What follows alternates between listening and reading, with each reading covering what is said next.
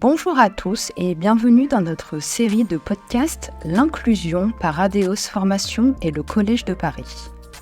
Nous sommes ravis de vous accueillir en direct du sommet de l'inclusion économique au sein du ministère de l'économie et des finances à Bercy. Dans ce podcast exclusif, la diversité et l'inclusion seront mises en lumière. Découvrez dès à présent un nouvel épisode en compagnie de notre invité et partageons ensemble des perspectives encore plus riches. Bonjour à toutes et à tous et bienvenue à bord de HRDRadio.tv depuis le ministère de l'économie et des finances à Bercy pour le sommet de l'inclusion. Vous êtes 12 000 DRH et dirigeants d'entreprise à être abonnés à nos podcasts. On vous remercie d'être toujours plus nombreux à nous écouter chaque semaine. Vous pouvez bien entendu réagir sur les réseaux sociaux et sur notre compte X HRDRadio.tv. À mes côtés pour animer cette émission, Sophia du Collège de Paris, à laquelle je laisserai la parole dans quelques instants. Et nous avons le plaisir de recevoir aujourd'hui François Moreau, le secrétaire général du groupe Randstad France. François, merci d'être parmi nous aujourd'hui. Alors, qu'est-ce que ça fait un secrétaire général dans un groupe aussi important que Randstad ? Il y a plusieurs. D'abord, merci beaucoup de votre invitation, ravi d'être là. Randstad, c'est un acteur majeur de l'emploi en France. Donc on a évidemment des sujets de communication, on a des sujets de sensibilisation des partenaires publics, et puis on doit évoluer plus vers un groupe acteur de l'emploi, acteur des compétences. Et donc voilà ce que fait un secrétaire général, c'est qu'il intervient sur beaucoup de domaines pour faire évoluer le groupe par rapport aux besoins finalement de nos clients. Une vision très transverse finalement de vos fonctions au sein de l'entreprise et qui est destinée aussi à accompagner l'évolution. Il y a 20 ans, Randstad était, comme ses concurrents, un groupe de travail temporaire, on va dire. Maintenant, c'est un groupe qui est complètement investi dans tous les domaines des ressources humaines, depuis évidemment le recrutement, mais également jusqu'à la formation, l'accompagnement, les solutions de transition, les solutions de mobilité pour les entreprises. Dites-nous-en davantage. Oui, vous avez raison. C'est-à-dire qu'il y a encore quelques années, on était souvent vu comme, entre guillemets, une boîte d'intérim. Aujourd'hui, on a bien entendu une activité d'intérim qui reste très dynamique, qui reste le corps métier du groupe. Et à côté de ça, on a une activité de recrutement, à la fois pour les cols bleus, pour les cols blancs, avec 750 points de présence. Ce qui fait notre force, c'est finalement le fait qu'on soit bien maillé sur les territoires. Et puis, au-delà de ces activités, on a une ESN, donc on intervient auprès des entreprises pour mettre à disposition des ingénieurs sur des projets de R&D ou sur des projets liés au digital. Et puis ensuite, on a les activités qui sont extrêmement importantes parce qu'elles sont liées finalement aux besoins des entreprises. On a un CFA d'entreprise qui forme un certain nombre d'étudiants, 450 étudiants à Saint-Denis. On a un CLIF sur lequel je reviendrai, qui est une entreprise adaptée de travail temporaire. Et puis on a une fondation qui intervient aussi pour aider notamment à l'inclusion des jeunes.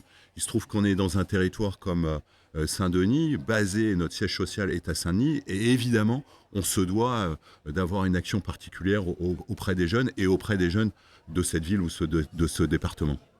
Si les auditeurs de HRDRadio.tv jouaient à Qui veut gagner des millions, je ne suis pas sûr qu'ils sauraient répondre à cette question. Est-ce que vous pourriez nous éclairer quel est l'effectif des collaborateurs permanents de Randstad en France et combien, pardonnez-moi cette mesure typiquement RH, combien de bulletins de salaire par mois ? Combien de dizaines de milliers de bulletins de salaire par an pour tous les collaborateurs que vous embauchez de manière ponctuelle pour les besoins de vos clients ? Très bonne question. 15 000 collaborateurs en France. Alors, pour être tout à fait précis, on a 5 000 collaborateurs qui sont des permanents, qui travaillent pour le groupe Randstad. On a cette ESN dont j'ai parlé, qui s'appelle Randstad Digital, on va dire aussi de l'ordre de 5 000 collaborateurs. Et puis on a une spécificité, c'est-à-dire qu'on a un contrat qui s'appelle le CDI intérimaire. Donc on est employeur de ces personnes qui sont en CDI et qu'on délègue à nos clients. Donc si on cumule à la fois les permanents du groupe, notre activité spécifique de ESN, plus les CDI intérimaires, c'est 15 000 personnes. Et pour répondre pleinement à votre question, au-delà de ces permanents, on délègue finalement 80 000 intérimaires par an, ce qui est considérable dans tous les secteurs d'activité, à la fois dans le domaine du service, dans le domaine de l'industrie, dans le domaine aussi de la logistique. Et donc, c'est 80 000. 80 000, c'est quasiment 10% des 800 000 qui sont délégués par l'ensemble des acteurs en France. Vous avez évoqué le CDI, propre au secteur d'activité. C'est une innovation, me semble-t-il, relativement récente. Quel est son essor?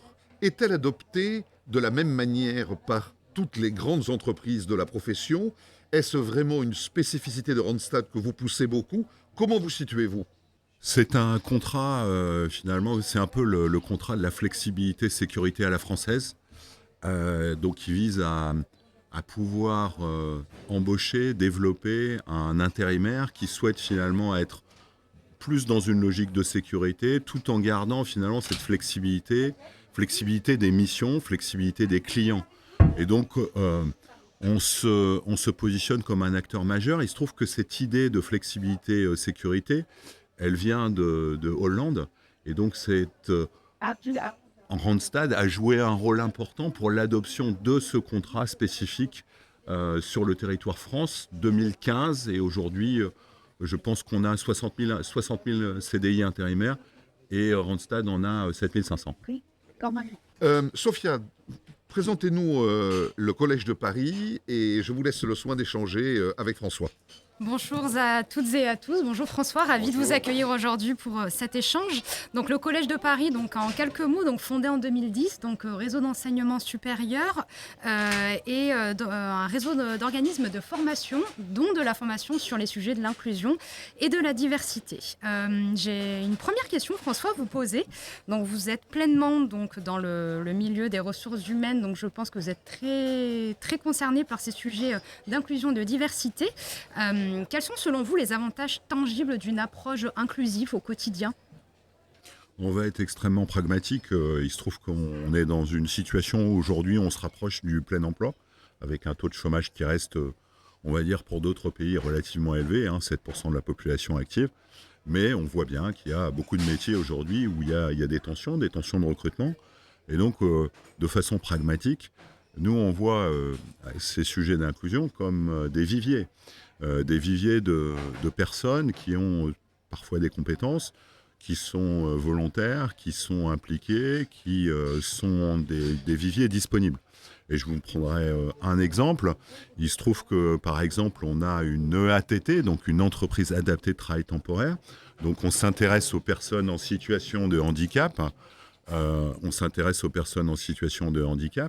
Et donc on met à disposition ces personnes tout en étant accompagnées par une entreprise adaptée. Et quand on regarde le taux de chômage des populations en situation de handicap, on était à 19% en 2019, on est à 13% en 2023. Ça reste encore beaucoup trop élevé, mais on voit bien que là, il y a un potentiel, et ce potentiel, il faut évidemment aller le chercher. C'est juste insupportable en France, en 2023, d'avoir encore 13% de personnes en situation de handicap au chômage, alors que matin, midi et soir, sur les radios, sur les télévisions, on parle de pénurie de talents. Les talents, ils sont disponibles, notamment chez les personnes en situation de handicap. Je suis totalement d'accord avec vous. Et donc, chez Randstad France, donc, comment vous arriveriez à mesurer vos impacts, que ce soit pour vos clients ou pour vous en interne, vos impacts sur le sujet de l'inclusion? On intervient dans 3 grands domaines, en tout cas par rapport à ce qu'on pourrait appeler l'inclusion des jeunes, l'inclusion des personnes en situation de handicap, j'en ai parlé, et puis les seniors, puisqu'on a découvert pendant la réforme des retraites que globalement, les seniors en France avaient un taux d'emploi qui était relativement faible, je crois le plus faible de l'Union européenne. Donc, je parlais tout à l'heure du CDI intérimaire. Dans le CDI intérimaire, on a plus de 20% de personnes qui ont plus de 50 ans. Donc, on voit que c'est une forme de contrat très inclusive. On a une opération aussi avec Pleine Commune. Pleine Commune, donc c'est une communauté de communes à Saint-Denis, en Seine-Saint-Denis, pardon. Et donc on mène des actions avec Pleine Commune Insertion pour favoriser l'insertion de jeunes auprès des entreprises. Donc on a évidemment un rôle vis-à-vis du territoire, vis-à-vis des populations, comme acteur majeur de l'emploi en France. Très bien, merci beaucoup. Je rebondis pleinement sur vos dires. Vous, personnellement, quelles leçons vous tirez de tous ces sujets, ces actions que vous avez pu mener jusque maintenant, que ce soit chez Randstad ou que ce soit vous personnellement? Qu'est-ce que vous en tirez comme leçon? Excusez-moi, François a une longue carrière dans ce secteur-là, donc il a aussi un parcours et une vision à long terme qui lui permet de répondre pleinement à votre question, Sophia. D'abord, à titre personnel, je trouve assez incompréhensible qu'en tant que 6e puissance économique du monde, on ait aujourd'hui 1,5 million de jeunes qui soient ni en formation ni en emploi, qu'on ait un taux d'emploi des seniors qui soit aussi faible et que ce ne soit pas non plus davantage intéressé aux personnes en situation de handicap. Donc, à titre personnel, je trouve que c'est un énorme gâchis. Maintenant, une fois qu'on a dit ça, il faut être acteur, il faut agir. Et je pense que par mon intervention, mon engagement chez Randstad dans des structures qui existent, avec des équipes extrêmement mobilisées, on est capable de faire bouger les lignes. Et évidemment, on ne le fait pas tout seul, on le fait avec des acteurs, et souvent des acteurs du territoire. Et c'est évidemment quelque chose qui favorise le fait de pouvoir se lever le matin et de se dire qu'on participe à quelque chose de grand. Ouais, je suis bien d'accord avec vous, c'est clairement un vivier, une motivation au quotidien, ces sujets. Bien écoutez, moi je vous remercie. Je terminerai juste sur une dernière question. Quel conseil donneriez-vous aux jeunes de demain qui souhaitent s'investir pleinement dans une entreprise, peut-être comme Randstad? D'abord, on les accueillera avec plaisir, soit pour qu'ils rejoignent les permanents de Randstad, soit pour qu'ils soient demain les candidats chez Randstad, on les appelle les talents. On peut les déléguer s'ils sont intéressés par l'intérim, ou on peut les placer s'ils sont intéressés par des contrats. On est un acteur important et on cherche évidemment des viviers. Les jeunes en font partie et ils sont évidemment les bienvenus.